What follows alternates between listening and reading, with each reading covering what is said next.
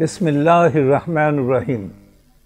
Channel আয়ের রমজান মাসে আসুন কোরআন বুঝে পড়ি অনুষ্ঠান থেকে সবাইকে জানাই প্রীতি ও শুভেচ্ছা। কোরআন বুঝে পড়ার মজা বা আনন্দ একেবারে অন্যরকম।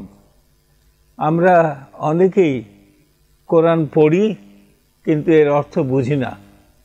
এই বুঝি না বলেই কোরআন আমাদের জীবনে যে পরিবর্তন আনার দরকার ছিল সেই পরিবর্তনটা আনতে পারে না। আমাদের প্ল্যানটা হচ্ছে এই যে আমরা কোরআন শরীফের কিছু কিছু অংশ যেগুলো মানুষের জীবন জগৎকে টাচ করে সেই জিনিসগুলোকে আমরা তুলে ধরব এবং মানে শুদ্ধ বুঝবার চেষ্টা করব।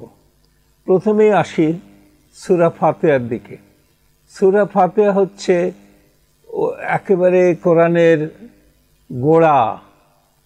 এটা আল্লাহ তাআলা বলেছেন এই 7 আয়াত বিশিষ্ট সূরা, এটা তোমরা বারবার এটা পড়ো, এই কথা মেনশন করা আছে কোরআনে। এবং আমরা ফরজ নামাজ পড়ি বা নফল পড়ি, এটা সব সময় কিন্তু আমাদেরকে সূরা ফাতিহা পড়তে হয়। তো সূরা ফাতিহার মাহাত্ম্য কী আজকে আমরা সেটা বুঝবার চেষ্টা করব। সূরা ফাতিহাতে আমি প্রথম আরবি পোর্শনটা পড়ি।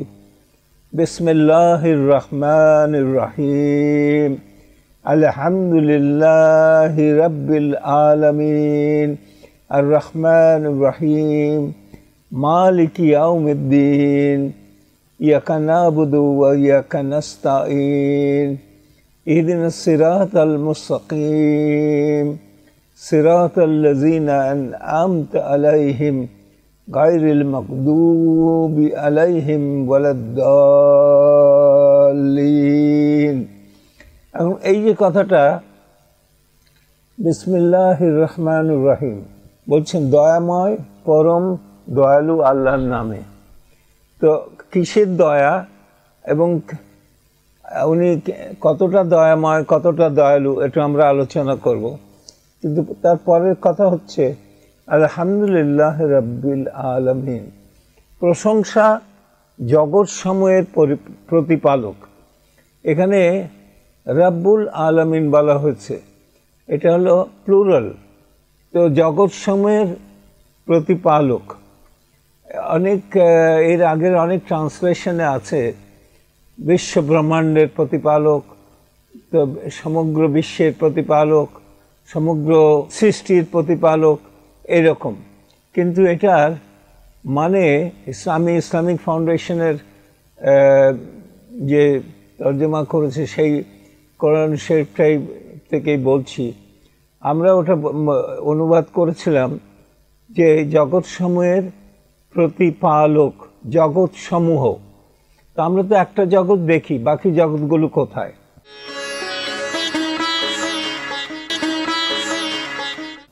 যিনি দয়াময় ও পরম দয়ালু, আলহামদুলিল্লাহ, হাম তার জন্যে, রাব্বিল আলামিন এই বিশ্ব জগৎ সমূহের প্রতিপালকের জন্যে, আর রহমানুর রহিম যিনি দয়াময় পরম দয়ালু। তারপরে বলছেন মালিক ইয়াউমিদ্দিন, মালিক পরিষ্কার করে বোঝা যাচ্ছে যে মালিক মালিকি। কোন দিন? ইয়াউমান দিন, কোন দিন? যেদিন কর্মফল হবে, বিচার দিবস, সেই কর্মফল দিবসের মালিক। তারপরে বলছেন ইয়াকা না'বুদু ওয়া ইয়াকা নাস্তাঈন, তোমারই ইবাদত করি, তোমারই সাহায্য প্রার্থনা করি। এইটা আমরা কি সত্যি তাই করি?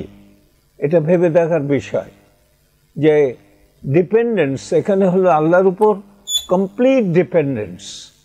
অন্যান্য অনেক জায়গায় আছে যে নিমাল মাওলা নিমান নাসির, এইটা কথা আগে আরও আছে উমাইয়া তাওয়াক্কাল আলাল্লাহি ফাহুয়া হাসবুহু, যে ব্যক্তি আল্লাহর উপর নির্ভর করে আল্লাহ তার জন্য যথেষ্ট। গোড়াতেই তিনি বলে দিয়েছেন যে কমপ্লিট ডিপেন্ডেন্স।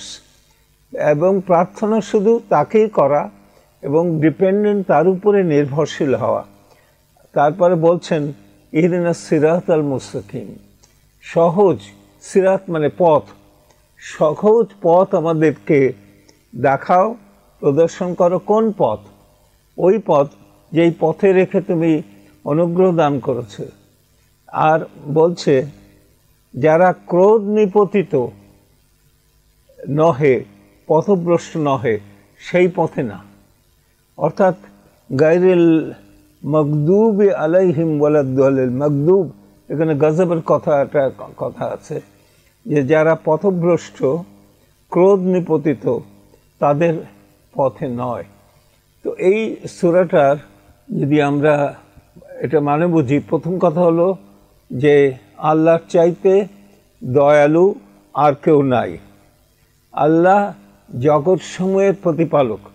তারপরে আমরা বলবো যে এই যে আমাদের যে মার্সি বা আমাদের প্রতি যে দয়া, পরম দয়ালু, সেই দয়ালুটা আমরা কোথা থেকে বুঝবো? তো আজকে আমরা বলি মার্সির প্রথম জিনিসটি হলো শুরু হয় কিন্তু মাতৃগর্ভের থেকে। মাতৃগর্ভে একটা শিশু যখন ক্রমান্বয়ে বড় হতে থাকে, তখন কিন্তু সে একটা এমন চেম্বারে থাকে যেই চেম্বারটা খুব সেফ, কারারি মাকিম বলা হয়েছে, কোরআনে বলা হয়েছে কারারি মাকিম, সেফ লজ। এবং সেখানে অত্যন্ত অবাক লাগে ভাবতে যে সেখানে রেসপিরেশন নেই, রেসপিরেশন ছাড়াই শিশু সেখানে বর্ধিত হচ্ছে এবং মায়ের যে পুষ্টি, সেই পুষ্টি দ্বারা হচ্ছে।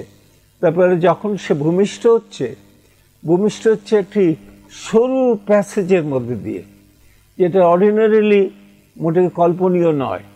ব্যথা বেদনা হয় এবং সেই সময় কিছু হরমোনস, সেইগুলোর ফলে এটা আরও এনলার্জ হয়।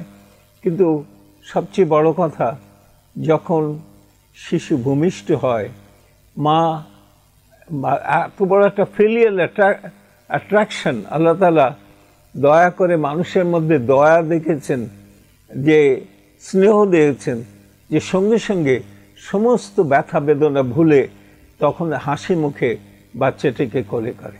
তো আমরা আগামীতে দেখবার চেষ্টা করব যে আল্লাহ তাআলার এই দয়ার সীমাটা কত প্রশস্ত, এবং এই দয়ার সীমা না থাকলে আমরা এখানে বাস করতে পারতাম না।